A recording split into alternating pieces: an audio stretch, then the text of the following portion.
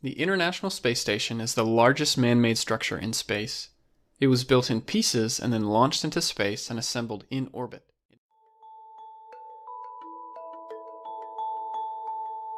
The International Space Station, or ISS, took many years to become a reality.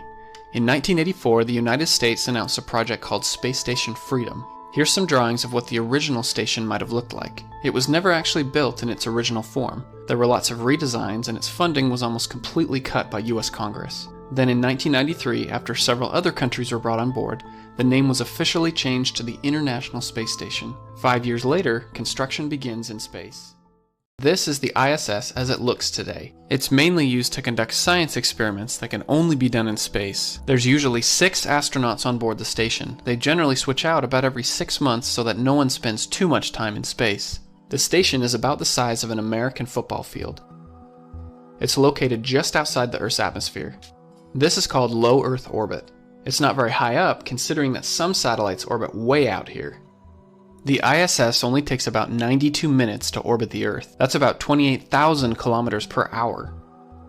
Over time, the ISS will slowly lose altitude. If nothing was done, the station would eventually burn up as it re-enters the Earth's atmosphere. To prevent this, the station must be periodically reboosted to stay in space.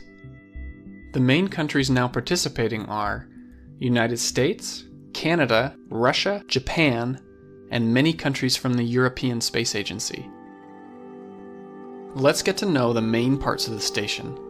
The integrated truss structure is kind of like the backbone of the station.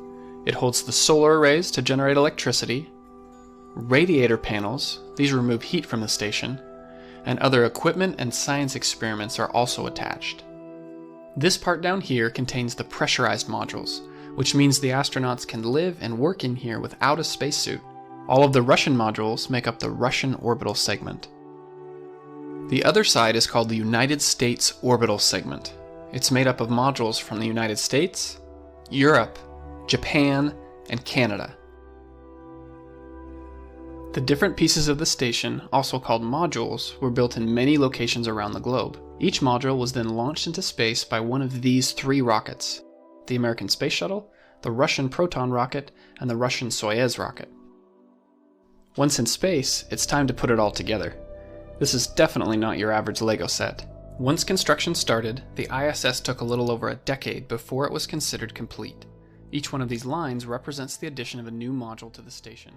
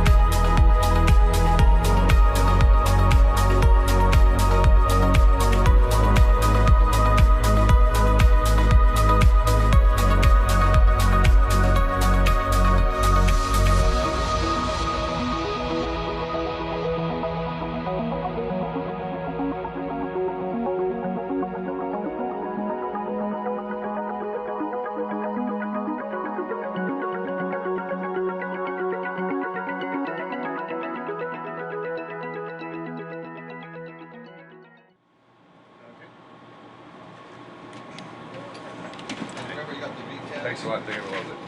I appreciate it. See you guys. Got a meat tin in there and stuff, and whatever else you want to put in there, so just let me know. Might just be a keynote. Okay.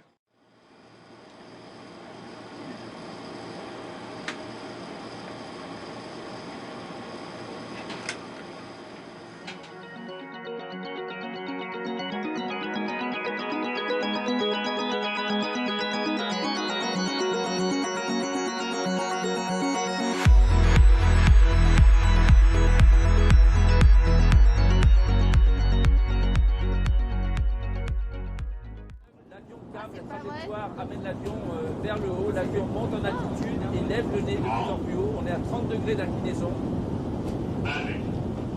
Injection à gravité martienne. Voilà. Il ne reste plus qu'un tiers de la gravité terrestre. Nous nous sentons très légers, comme si nous étions debout sur...